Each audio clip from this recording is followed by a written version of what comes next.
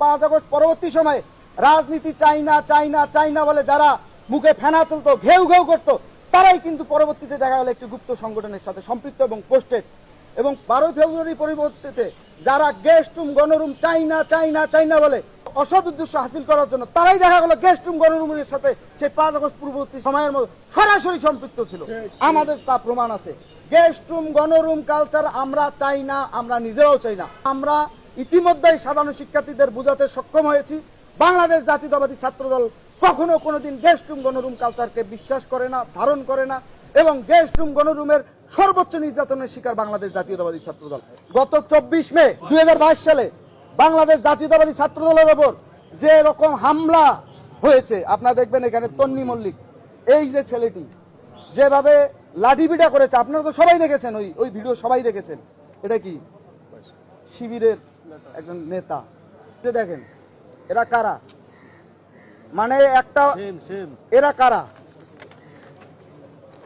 এরা কারা? শহীদ সার্জেন্ট জরুল হলে তো আপনারা দেখেছেন ওরা কারা। একটা বিষয় ইতিমধ্যেই সবার মধ্যে গেঁথে গেছে, আসলে হেলমেট বাহিনী কারা ছিল। মানে যারা আমরা যে মিছিল মিটিং সমাবেশ করতাম, অতি অ্যাগ্রেসিভ ভূমিকায় কারা অবতীর্ণ ছিল। আমরা এইভাবে গুপ্ত শিবির বলতে আমরা সন্ত্রাসী ছাত্রলীগকে বাংলাদেশের রাজনীতিতে জায়েজ করতে চাই না। তাদের সন্ত্রাসী কার্যক্রম অবশ্যই সন্ত্রাসী কার্যক্রম হিসেবেই আমরা দেখতে চাই, কিন্তু যেভাবে প্রমাণ তথ্যউপাত্য আমাদের মধ্যে এসছে গণরুম গেস্ট রুমে, এই যে তারা কিভাবে ভীতির সঞ্চার করতো, এরা কারা? মানে ওই সময় তারা অতিমাত্রায় ছাত্রলীগ সাজার জন্য এমন কোনো হীন কাজ নেই তারা করতো না, সেটা হেলমেট পরে হোক কিংবা গণরুম বা গেস্ট রুমে নির্যাতন নিপীড়নের মধ্যে হোক। আসলে 5 আগস্ট পরবর্তী সময়ে ক্যাম্পাসগুলোতে যারা ছাত্র রাজনীতি চাই না চাই না চাই না বলে সকাল বিকাল রাত ভোর রাত মিছিল মিটিংয়ে একদম ক্যাম্পাসে মব কালচারকে একদম উস্কিয়ে দিয়ে নাবিশ্বাস তুলেছিল বাংলাদেশের গণতন্ত্রকামী শিক্ষার্থী সংগঠন সহ সাধারণ শিক্ষার্থীদের, তারাই কিন্তু পরবর্তীতে দেখা গেল একটি গুপ্ত সংগঠনের সাথে সম্পৃক্ত। 5 আগস্ট পরবর্তী সময়ে যখন একটি সরকার ছিল ডক্টর মোহাম্মদ ইউনূসের সরকার, সেই সরকারের আমলটা আপনারা আসলে জানেন কিভাবে একের পর এক মব সংগঠিত হয়েছে, এবং সেই মবকে আমরা পাত্তা না দিয়ে মবকে ফেস করেই কিন্তু বাংলাদেশ জাতীয়তাবাদী ছাত্রদল তার স্বমহিমায় তার অতীত ঐতিহ্য এবং গৌরব নিয়ে এই অবস্থানে দাঁড়িয়ে আছে।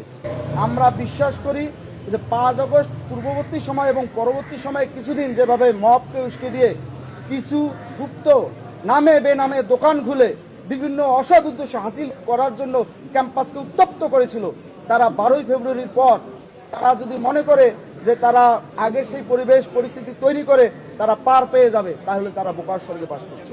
আমি একই সাথে বলতে চাই 5 আগস্ট পরবর্তী সময় অর্থাৎ 12 ফেব্রুয়ারি পরবর্তী সময়ে যারা ফ্রেশার এসেছে তাদেরকে উত্তপ্ত করতে চায় যে ছাত্রদল গেস্ট রুম গণরুম কালচারকে ধারণ করে, তাদের উদ্দেশ্যে একটি কথা বলতে চাই। আমরা মনে করি একটি গণতান্ত্রিক পরিবেশ এখনো বিরাজমান।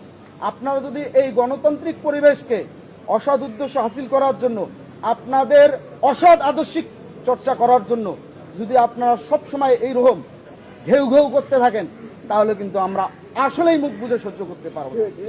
আপনারা ইতিমধ্যেই জানেন আমাদের প্রথম বর্ষে যে শিক্ষার্থী ভাই এবং বোনেরা এসেছে, তাদের সাথে আমাদের কথা হয়, বার্তা হয়, বিভিন্ন আড্ডায় দেখা হয়, তাদের সাথে আমাদের এলাকা কেন্দ্রিক হোক, ডিপার্টমেন্ট কেন্দ্রিক হোক বা বিভিন্ন কারণে হোক আমাদের কথা হয়, বার্তা হয়।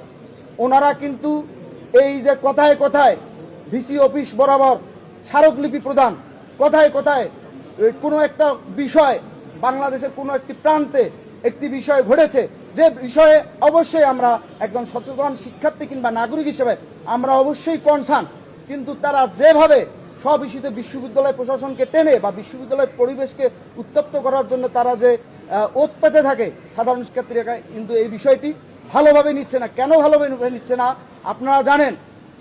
স্কুল কলেজ পরবর্তী সময় একজন শিক্ষার্থী বিশ্ববিদ্যালয়ের পরিবেশে আসে, তার যে মানসিক বিকাশের জন্য আসলে যে কালচারাল পরিবেশে বেড়ে ওঠা দরকার, সে পরিবেশটা খোঁজে।